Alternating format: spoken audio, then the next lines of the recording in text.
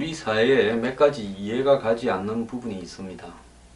자, 홍만표 변호사요. 한때 날렸던 검사였죠.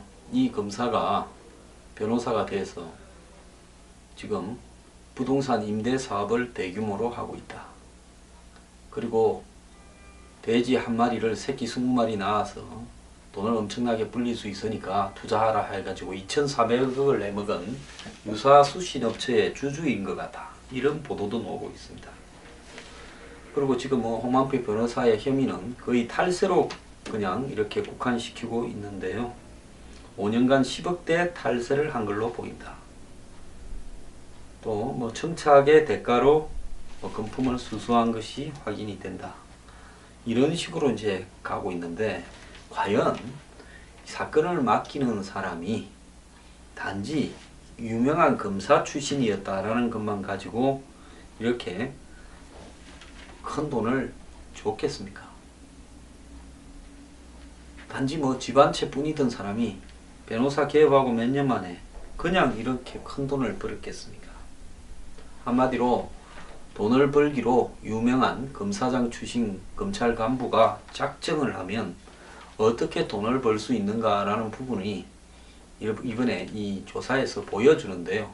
문제는 개인의 탈세나 개인의 금품 수수 등의 일탈로 몰아가면서 실제로 이렇게 많은 돈을 벌 수 있는 환경에서는 정관예우라든지 검찰 내부의 어떤 커넥션을 통해서 주고받는 부분, 이런 부분들이 없지 않았을 거라고 봅니다.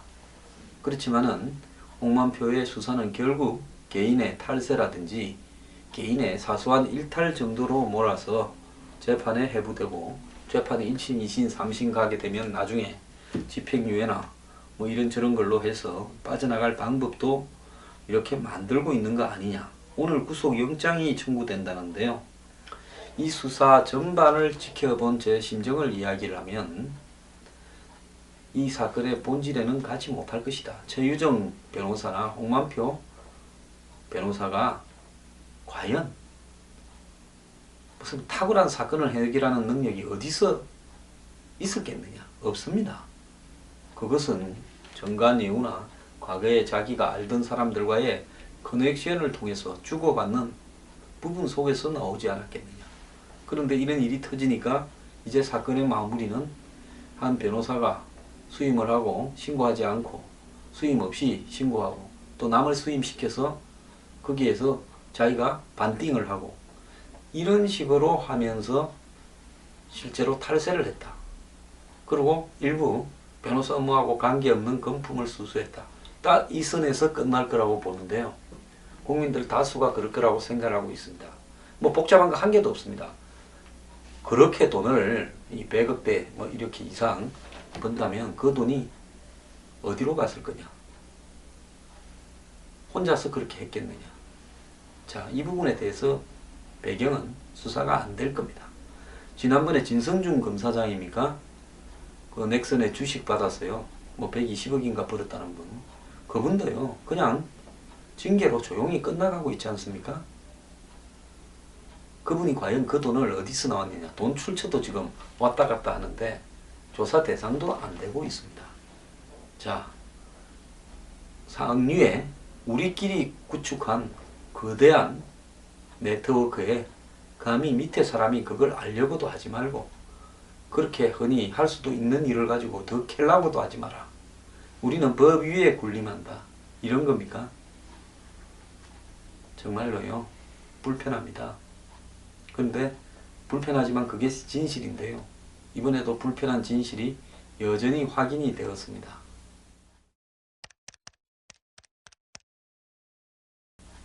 자, 그리고 또 불편한 진실 하나 더 이야기하겠습니다. 지금 미세먼지 때문에 정말 죽을 지경입니다. 주말에도 계속 미세먼지가 거셉니다. 오늘도 미세먼지가 아주 그냥 판을 칩니다.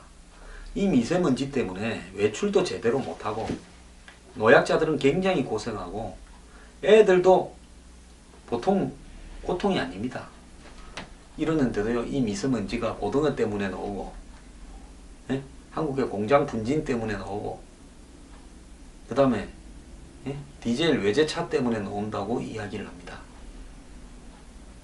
미세먼지의 본질은 중국에서 거의 중국의 공장들이 대부분 해안가에 있지 않습니까? 그걸로 다 옮기고 있고요. 왜 그래야 물류 비용이니 뭐니 줄어드니까 공해 기준이나 환경 기준을 어기면서 무분별하게 내뿜는 중국의 공해들이 한국으로 바람 타고 날라와서 미세먼지가 되는 거 아니겠습니까?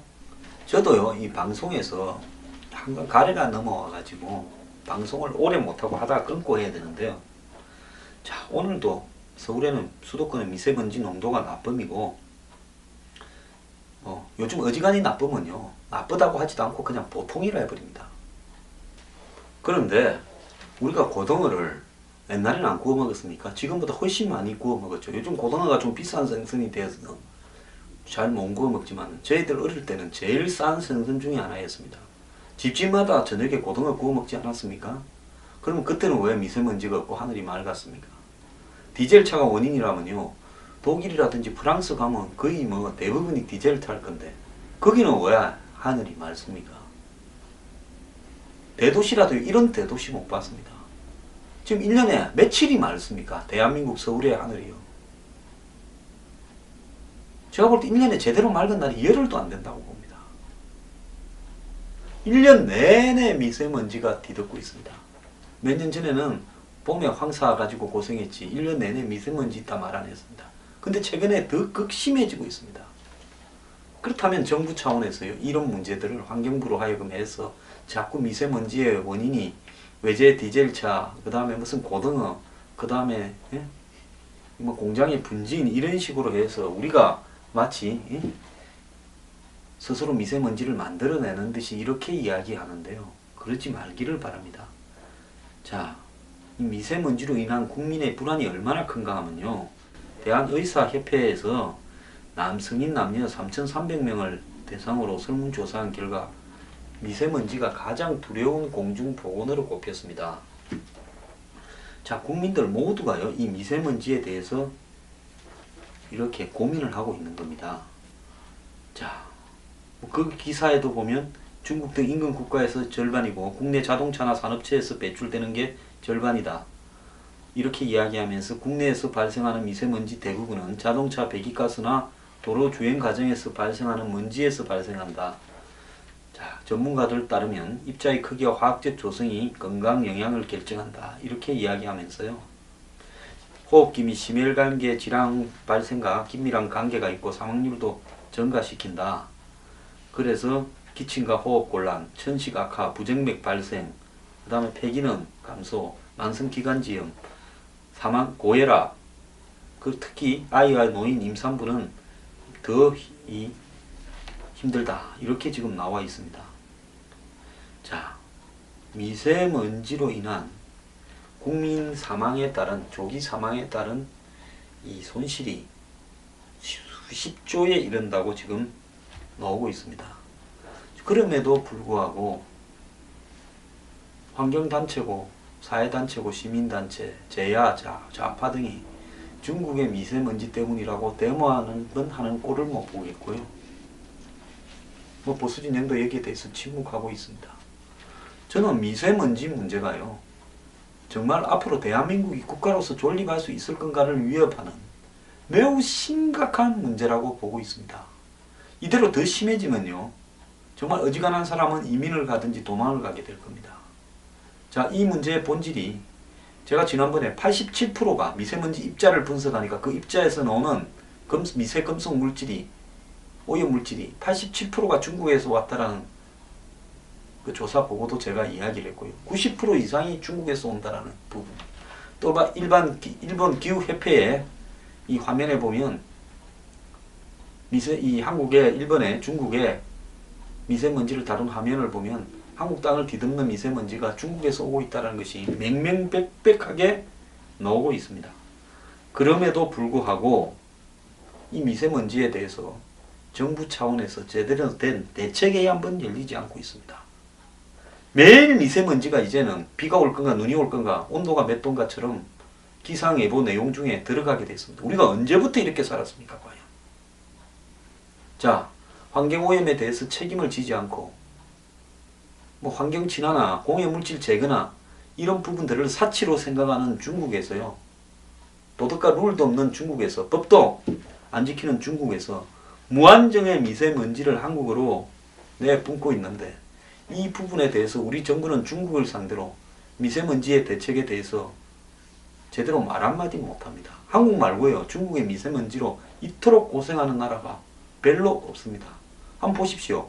중국의 공장은 중국의 동부 해안 벨트에 다 있지 않습니까? 거기서 미세먼지가 막 날라옵니다.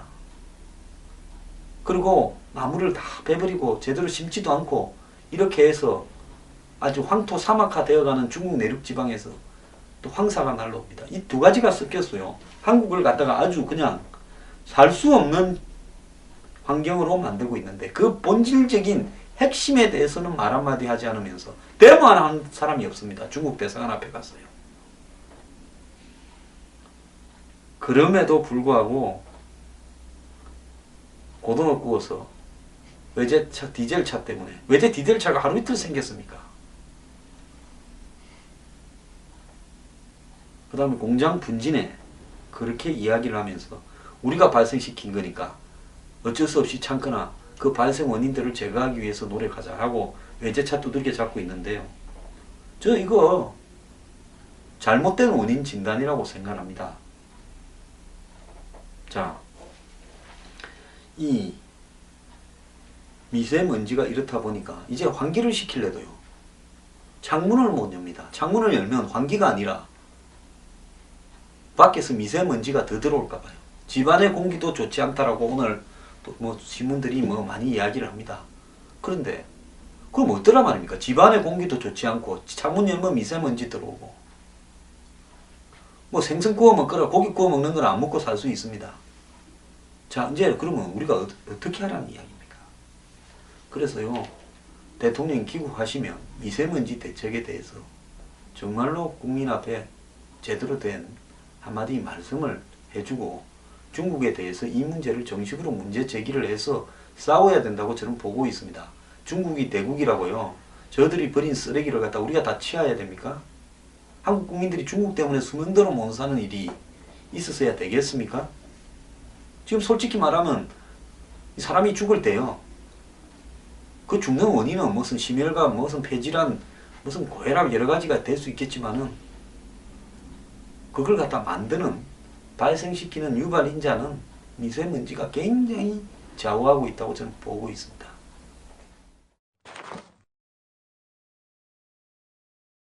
자, 이번 구조조정 문제요. 결국은 뭐 한국은행이 가능한 방식으로 산업은행이나 수출입은행에 지금 짊어지고 있는, 한마디로 떼어버린 돈들을 수습을 하는 방향으로 갈 거라고 보는데요.